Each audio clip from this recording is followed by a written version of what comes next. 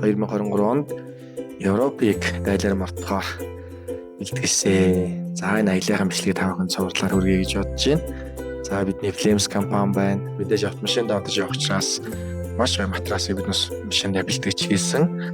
За машины маань бүхий л сервис, үйлчилгээ, явахын танк, тослооны бүх асуудлыг манай Автбитийн маань, Битав центрийн маань 32 засвар дээр хийж гүйцэтгэсэн.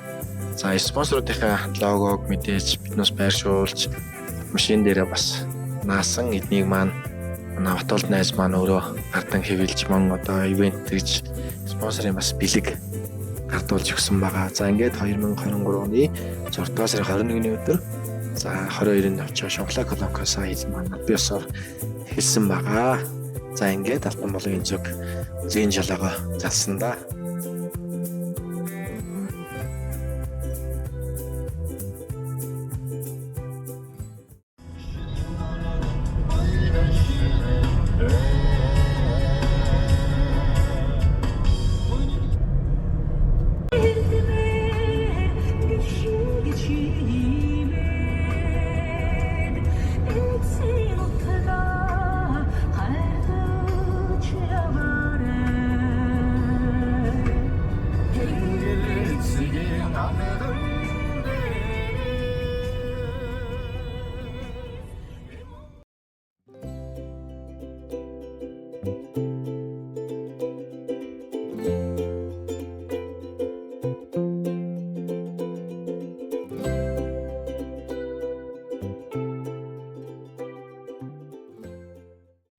Зя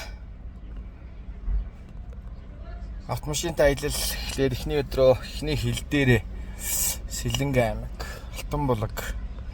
За Алтан булаг боомт дээр ирчихсэн байж байна. Өдөр 1 цаг 30 минутын орчимд яг хилийнхэн боомт дээр хурж ирсэн. За замдаа бол ер нь их саатлгүй шууд явж ирлээ. Хурж ирээд одоо ер нь бол өдрийн цагаар бол начаал гайгүй байх гэсэн ер нь нэлээ ачаалтай байна. Одоогоор бол яг хилийнхаа энэ шалган дээр нэвтэрч чадаагүй 4 цаг орчим хүлээж шүү. За тэгээд нөгөө анх удаа угаасаа система машин маань өөр анх удаага хил гарч байгаа учраас бүртгэл юмнуудыг нэлээх хийх юм байна. Тэгээд бүртгэл юм дээр нэлээ утгах юм байна. За тэгээд бид өөрсдөө хойно ингээд нэг ачаа бараа юмнууд байгаа учраас ачаа юмнуудыг нэлээ шалгах юм байна. За хил гараа тэгээд ямар ч байсан дата юмнуудаар шийднэ. За тэгээ ер нь дараа чи ээлжинд хаана очиж хонох уу яах уу гэдэг юмнуудаа ирээ да. За ямар ч байсан одоо чинь 6-7 цаг болж байна. Өдөр нэг хагасад шалган нэвтрүүлэх хилийнхаа зуус руу орж доош Монголынхаа хил дээр орж ирсэн. Тэгээд Оросын хил дээр бас шинээр анх удаа орж ирж байгаа машин учраас маш их шалгалт явуулж байна. Бичиг баримт. Одоо ийшээ гараа штэ. Тий. Мавига хаяа. За тэгээд ямар ч байсан баг 6 цаг хил дээр саатаж декларацаа бүгэлж шалгуулж машиныхаа бүх чиглэлийг бүрдүүлээд за одоо тэгээ хилээ гарч ин да. Тэгээд Финлянд руу явна. Шингээний визтэй ингэж явна гэдэг ингэсэн ерөн жоохон нилээ гайхаж байна. Тэгээд давгаа мал дотор нилээ байцааглаа да. Өчгөө өгөөл гарч ирлээ.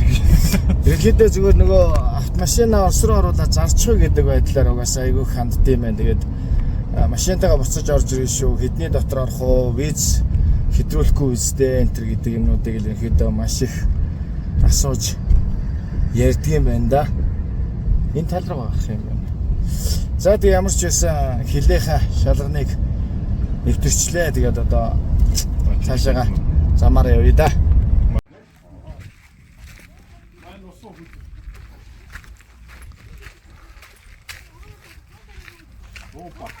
Опа.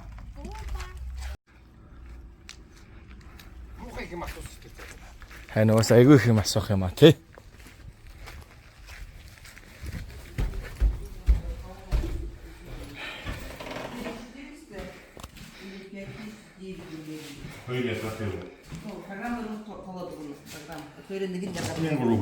Ха?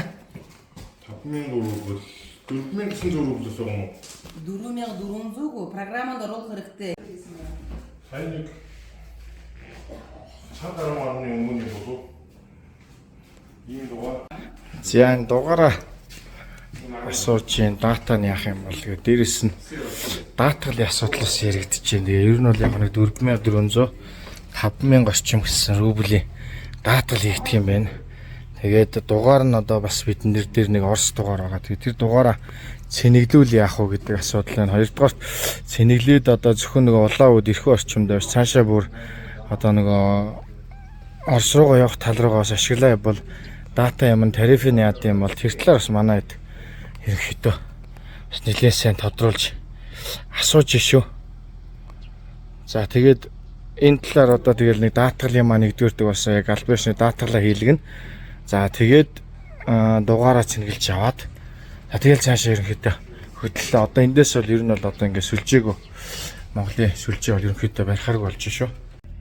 За ямар ч байсан даатгал нэг 4383 рубль болох юм байна. Тэгээ яг нөгөө замынхаа систем даатгалын систем энтерт орчдөг гэж. Тэгээд болох юм байна. Дээрэс нь даатгал хийлгэхээр нэг машин дээр нэг сим ахаад өгд юм байна. Тэгээ биднээс тэр нэг сим байгаа. Тэгээ хоёр симтэй болчих юм байна. Тэгээ хоёр симээ нэг симийн нэг 550 орчим рублээр цэнгэлчих юм бол нэг 40 орчим гига дататай болох юм байна. Тэгээд тэр нь болохоор Оросын нутаг дэвсгэр дээр хаач байсан хамаагүй ашиглаж болноо гэдэг чинь. Тэгэхээр биднээсээ одоо ийшээ явхад мөн одоо буцахад ямар ч байсан датагаа Оростой бол ашиглаа яваад ах боломжтой болох юм байна да. За тэгээ аялал үргэлжилж. За ингээд хоёр аялж байгаа хоёр машин маань ингээд явж байна.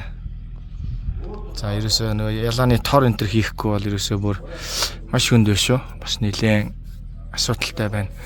Ерөөсөө ялаа шөмөл бол маш ихтэй байгаа учраас одоо аржиатрал шийх магадлал маш их. За тэгээд ямар ч зөрөө бичлэгээр уулзсан амжилттай ямар ч хэлээ гарлаа. Одоо бас албаашны даатгалаа хийлгэсэн. За тэгээд Оросын нутаг дээр барих дугаар авчлаа. Дугаар нугасаа дата хонгод хоорондоо бас үнэгүй ирчих юм байна. За тэгээд асуудалгүй. Гэхдээ би тэр чинь нэг машин яваа шүү дээ. Тэр 50 литр орсон. За Монголоос бензинээ дүүргээд гарсан одоо энэ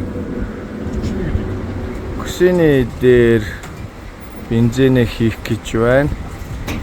За тэгээд ерөнхийдөө энэ чи литр нь 49 юм уу? 49.15 юм байна. 49.1 рубль юм байна. За тэгээд 2000 за 100 орчим дээр л ерөнхийдөө 42 литр дээр л 42 литр бензинээр угаасаа ирсэн байна да. За чиний замын талаар нэг гоё ярьчаач. Зам ямар байна? зам сайхан байна. За. Зам бол nice байна л гэж манай хүн одоо тэгээд нөгөө талын машин угаасаа ингээ бас давхар бензин авч байна. За ямар ч ороод тооцоо хийчээ да.